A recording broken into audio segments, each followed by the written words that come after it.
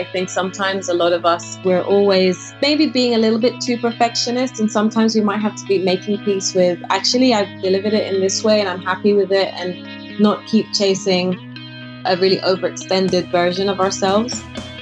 Welcome to Career Relaunch, the podcast focused on helping you create a more fulfilling career. My name is Joseph Liu, and I'm here to help you gain the clarity, confidence, and courage to overcome the challenges of making changes to your career so you can do more meaningful work and enjoy your professional life.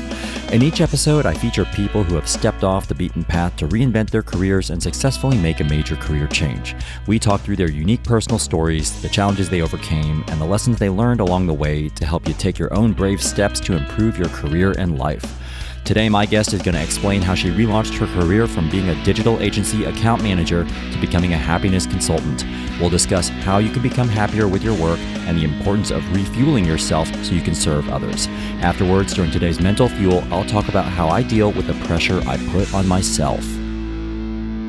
Today, I'm speaking with Samantha Clarke, who shares advice on the small things you can do to make a big difference to your happiness. She does this work as a happiness consultant, podcaster, speaker, and online trainer at the Growth and Happiness School. Her podcast series, Conversations with Samantha and covers conversations with technologists, talent heads, and startup founders on the impact of technology on our happiness in work and life. She's been featured in Forbes, The Wall Street Journal, Harper's Bazaar, and The Evening Standard. Now, I first crossed paths with Samantha when we served together on a career panel on personal branding, and I hope you enjoy hearing her thoughts on this topic of happiness. Samantha spoke with me from London, England. Okay, Samantha, well, thank you so much for joining me here on Career Relaunch. Really excited to talk to you. Yeah, I'm really excited to be here. Thanks for having me. All right. Well, can we start by just having you tell us what you're focused on right now in your career and your life? So right now, I am part focused on growing my online school, the Growth and Happiness School, which is really about identifying and helping people to become happier in their work. And I'm doing that through training programs, and one to enable people to become happiness consultants. And another one is really around being happy at first in your work, or how you show up and deliver your work. I'm also really loving the work that I'm doing with a client, Dishoom. They're a restaurant company, and I've been doing a lot of strategic development on the staff there in terms of their leadership and helping them to kind of evolve and be able to grow as the company scales very quickly and opens different restaurants across the UK. Well, I've been there myself. They got some really good food, so that's very cool that you're working with them. Now, you identify yourself, Samantha, as a happiness consultant. I know that's just one of the many titles that you've got because you do have a portfolio career and you're involved with a lot, but can you just explain exactly what a happiness consultant does? A happiness consultant, for me, I operate under the umbrella of creating happiness at work, and I help individuals and companies make work happiness a priority. So from the company perspective, I work with startup founders, heads of people and talent, general HR, to really help them scope out how to create environments that nurture, support, and develop their employees and take them to the next level. I also help them identify how to navigate the impact of technology in the workplace. And for individuals, I'm a lecturer at the School of Life, and I run Guardian masterclasses. And for me, my aim is to really help individuals figure out how they want to show up and think about their own work happiness as an individual, because I strongly believe that whilst I can help the companies really create better environments, I think it's an individual has the drive, and they should see it as their goal to really find ways of making themselves happy at work. So I run workshops around how to create a portfolio career, how to be more confident, how to communicate better and build better work relationships. That's essentially what I do in terms of happiness at work. Now, I'd love to come back to that because I know that you've got a lot of really interesting insights on how to fill your happiness tank and the impact that technology has on people's happiness. So I'd love to loop back to that topic because I know you've got some interesting insights there. But I was wondering if we could first go back, Samantha, and talk about what you were doing before you were focused on helping people become happier in the workplace, and talk about your time in agency account management, and then we can move forward from there. Can you just explain to me what you were up to before you were a happiness consultant? It's been a very interesting journey getting to this state of bliss in my own work happiness. I started out many moons ago as an account manager at a digital ad agency. And I really enjoyed the kind of branding and strategic thinking, but I felt like I was just a bit of a go-between between like the client and the creative. And I just didn't feel very purposeful in my work.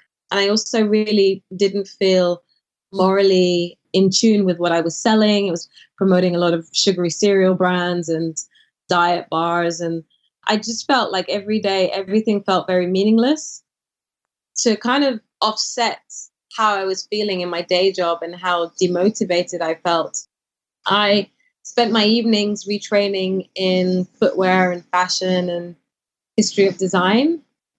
I really thought that I was going to move into a career in making shoes. I started working in the factories on the weekends, and then I produced like my first semi-bespoke footwear line, and I loved it. But we went into recession, and the backers that I had found to kind of really help scale my business were suddenly very cool about the idea of launching a footwear label like in a recession. And so I started just helping people who had been made redundant or were kind of thinking about taking the leap to work for themselves to look at how to personally brand them. The issue was that as we were doing that and we were having a lot of fun doing a mixture of styling and doing a mixture of confidence building, they were just complaining about work all the time.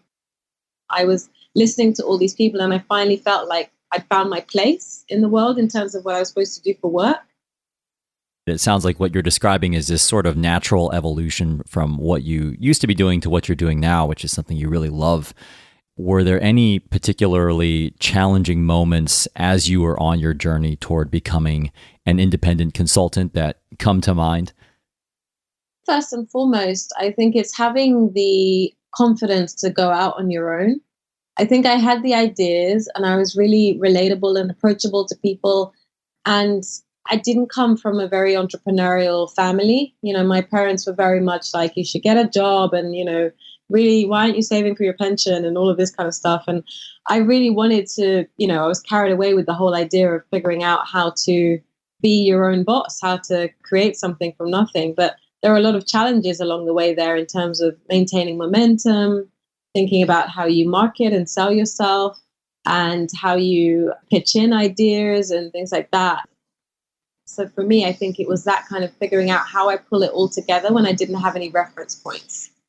Yeah, I know what you mean. I've been on that journey myself, and I know one of the complicated aspects, especially when you're creating your own thing, is just trying to figure out how to package it all up and to also be learning as much as you can on the side. How did you balance all of that, like investing in yourself versus trying to build your business? Because I don't know about you, but I noticed that there's just not enough hours in the day to fill all that in. And also it can be really exhausting to do that. How did you manage that all for yourself? I had some positive and negative times around that. So I personally, I have sickle cell, which is like a blood disorder that can give you really painful attacks sometimes. And there was a period, I think it's probably 2012, I was really sick. And I basically had quite a lot of time in my hands because I was just in bed. And that's when I did a lot of my learning and I studied a lot of online courses. And then when I was kind of back up to speed and able to get running again, that's kind of how I managed to put the stuff in action. For me personally, I'm also very wary about how I manage my energy and my health whilst I'm kind of trying to work and deliver really good training programs or consultancy and also still be up to date. And so now I find that I really structure my calendar and I batch out time for strategy and visualizing and learning the same way that I've been thinking about how you automate your money when you're working for yourself. I've kind of been looking at how do I operate the same framework to learning and to having the discipline around that too. I think that's part and parcel of why I was very keen to put together the thoughts and the processes behind how you be happy first. That's key when you are a consultant, to really batch out your time accordingly and think about what's going to be right for your personal development, what's right for your business development, and what's right just generally for how you want to live your life and the people that are around you as well. So you're getting structured time for all and just being disciplined about it. Well, let's talk a little bit about your insights as a happiness consultant and this concept of energy. One of the things, Samantha, that you talk about is the importance of filling your happiness tank so that you can serve others without burning out, which I think is what you're just referring to. And we normally talk about people burning out doing work they dislike. What have you noticed about burnout amongst people who are actually doing work they love? Yeah, that's the biggest one because there's a lot of coaches, there's a lot of consultants, there's a lot of yogis. And when you're so passionate about what it is that you want to give to the world, but I think it's really crucial for individuals to think, how am I refueling myself in a way that I'm still giving really nourishing and useful insights and my skills to my clients? The first one is really looking at what do you need to put down? So what are the things that you need to maybe let go of, give up, make peace with? I think sometimes a lot of us in service or delivering skills, we're always maybe being a little bit too perfectionist. And sometimes we might have to be making peace with, actually, I've delivered it in this way and I'm happy with it, and not keep chasing a really overextended version of ourselves. I think there's something around how we can be a little bit more vulnerable. I think sometimes when you are working as a consultant or a coach or whatever, we love to give, but understanding how you can be open enough to receiving as well is really beneficial. Really thinking about what you can do to make space for certain things in your calendar. So we've already touched on how do we make space to learn? How do we do all of that? But there's also the self-care, like what is the time that you need to dedicate to making sure that you switch off and that you don't have all this tech time, or that you've got a wind up routine in the morning and a wind down one in the evening. The other area is thinking about your support system. I think it's really important if you are in a job where you're delivering to somebody else every day, who is there to give you the support you need? What are the foundations that you need? Maybe it's friends and family, maybe it's an external coach, maybe it's being able to talk to somebody about whatever's going on in your business so that you're not bottling it up.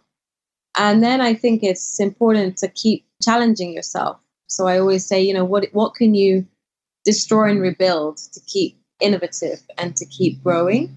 And I think if you really work through all of those key phases and identify, what's working, what isn't working, and maybe do that as a reflection exercise, maybe once a month or maybe once a quarter to think about it, you'll start to see some differences in yourself, and you'll start to see what you need to change and what habits you need to break. Has there been a particular change that you have made in your own life, Samantha, that you have found has made the biggest difference to your own happiness? I'm listening to my gut a lot more and being very intuitive about what feels right. I think maybe when you're starting off and you're trying to work for yourself, you take on a lot of things that don't energetically feel right. And I think there's something really valuable about trusting your gut. And that has made me a lot happier in terms of knowing when to say no to certain projects, when certain collaborations don't feel right, and just letting go of it. I think that's what one of that areas where I'm comfortable in making peace with certain projects that I don't get involved in, because I just know it's not right for me. It's either not right for me from a health perspective, or it's just not right in terms of where I want to go this quarter in my work. And I think another thing that I find really useful for my own personal happiness is really showing appreciation and being really grateful for the clients that I work with, like on a daily basis, and being honest with the fact that, yes, some of it is definitely good work that I'm delivering, but it's also a choice that people are making to spend time in your presence and to give you money. And I'm grateful for that.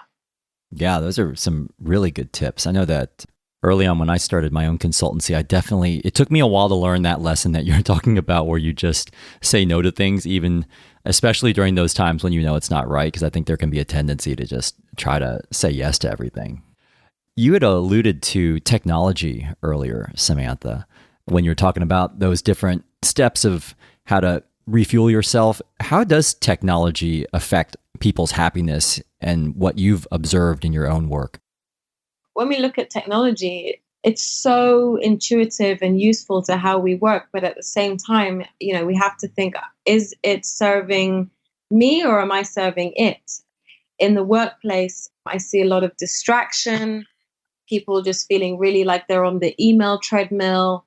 And I think in terms of social media, when we think about it from a life perspective, there's a lot of media that people are consuming that perhaps isn't right for their psyche, or, in terms of how they want to spend their time. And so I feel like we're just constantly at the behest of the technology itself, be it your phone or be it the apps.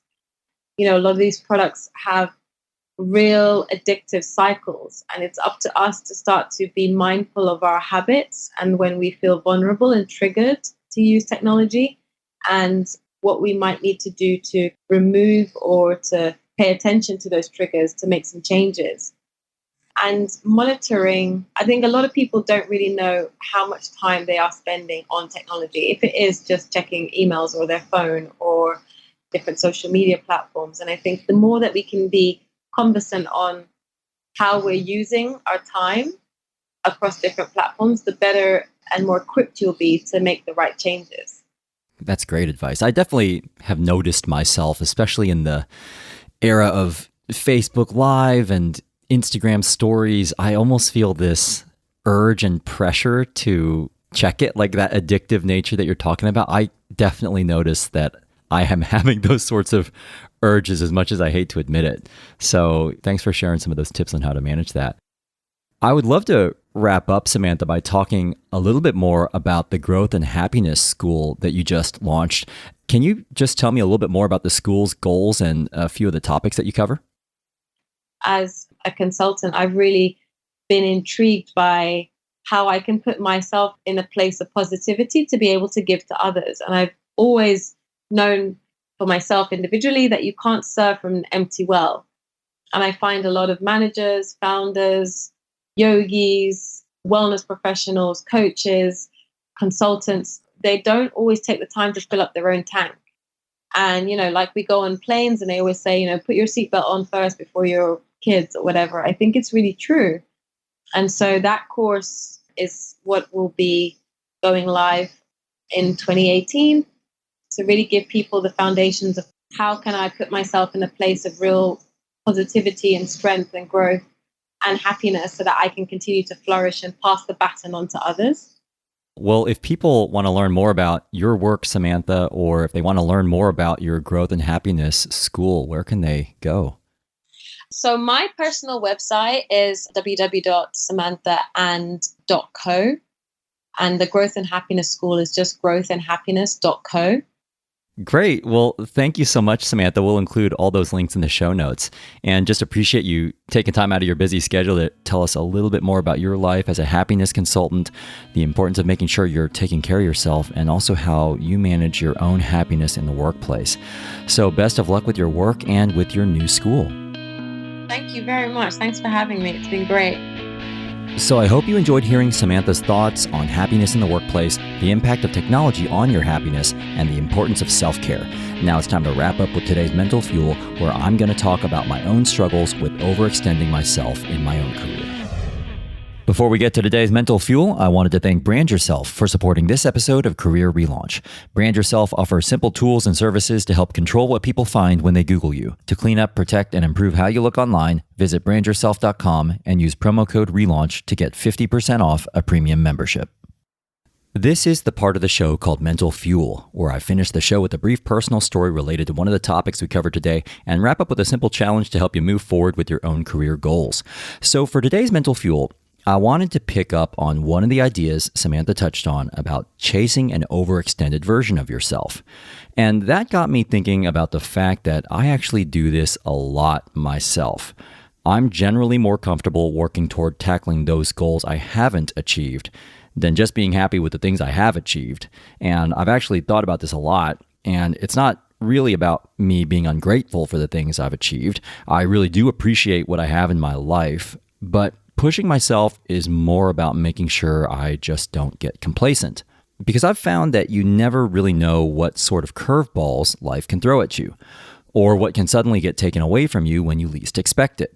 So I really try not to assume I've ever got everything figured out, and I try not to fall into the trap of getting too comfortable with my achievements. I'll give you an example of how this plays out for me. When I think about my own business and self-employment journey, the majority of my income comes from paid speaking engagements and workshops I deliver at business schools, organizations, and conferences. And while this seems to be working fine right now, I sort of have this, call it productive paranoia, that all these gigs could suddenly go away all at once.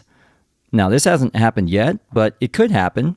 So a while back, I was basically taking on every single engagement that came my way, every one-on-one coaching client, every speaking opportunity, and every workshop someone would propose, sort of as my way of making sure I had some sort of a buffer and to avoid having all my eggs in one basket.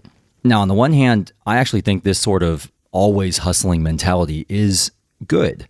Constantly pushing myself to do more, pursue more, and achieve more keeps me on the front foot.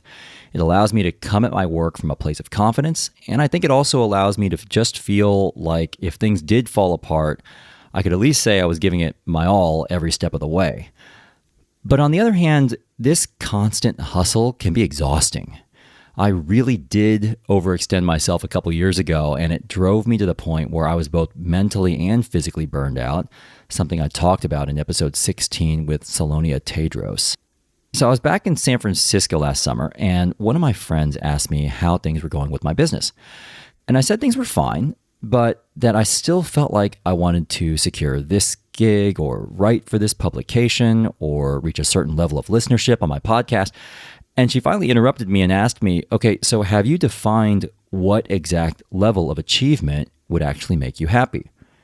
And she reminded me that I actually had achieved what I had described to her the year prior, but now it seemed like I was still not happy with where I'd gotten. And that's probably because I hadn't actually clearly defined what I would consider success. And she was honest enough with me to tell me that it seemed like I was constantly moving the goalposts in my own career, which seemed sort of unfair to myself and exhausting. And as Samantha put it, like I was chasing an overextended version of myself. So I'm sharing this with you because I definitely see the value in pushing yourself to achieve more, to work more, to do more, to balance more. But at some point, it's really important to get very clear with yourself on what would be enough to make you happy, knowing you could always chase more. Part of this is about recognizing what you really need to be happy, and part of it is also about being kind enough to yourself to set realistic goals that don't stretch you to the point where you can't be your best self. Now, this is something I'm constantly working on myself because pushing myself has been productive in my own career. But at the same time, I can see the value in setting realistic goals that don't push me beyond my limits. So it's something I hope this episode can help you think about too. This takes me to a quote from Arianna Huffington. Don't just climb the ladder of success, a ladder that leads, after all, to higher and higher levels of stress and burnout, but chart a new path to success, remaking it in a way that includes not just the conventional metrics of money and power, but a third metric that includes well-being, wisdom, wonder, and giving, so that the goal is not just to succeed, but to thrive. Before we go today, I just wanted to share this kind voicemail from Karina in Amsterdam, who enjoys listening to the show. Hey Joseph, my name is Karina. I live in Amsterdam, and I found you on YouTube as I was scrolling down some TED Talks, and yours really spoke to me. I now have a daily routine where I take long walks and I listen to your podcast, which I find very inspiring. The dream would be to one day maybe participate as a guest, as that would mean I have found and installed myself in the next chapter of my career, and I would therefore love to be of any help for others facing what I am going through right now. So thank you so much again, and keep the episodes coming. Well, Karina, thanks so much for taking the time to share your thoughts. I'm really happy to hear you find these stories to be inspiring during those long walks. And we can definitely explore featuring you as a guest on Career Relaunch one day. I actually really love the idea of featuring listeners' stories on the show. And I know you and I have already exchanged a few emails. So as I mentioned, I definitely welcome you dropping me another note if and when you're ready to share your story. In the meantime, best of luck figuring out the next chapter of your career. And I hope you continue to enjoy the show. If you're interested in sharing your thoughts with me about the show, I'd love for you to leave me a voicemail at careerrelaunch.net/voicemail, or just share a voice recording with me from your phone, which you can email to joseph@careerrelaunch.net. I always really enjoy hearing the voices from our listener community and featuring those voices on the show. Also, if you want to get a summary of all the ideas and notes from today's show, or learn more about our guest Samantha, visit careerrelaunch.net/38. Thanks so much for being part of the Career Relaunch community, and a special thanks again to Samantha Clarke for sharing her story with us today. This episode was mixed by Richard Pennington. Electrocardiogram wrote and performed our original theme song. I'm Joseph Liu, and I'll see you next time.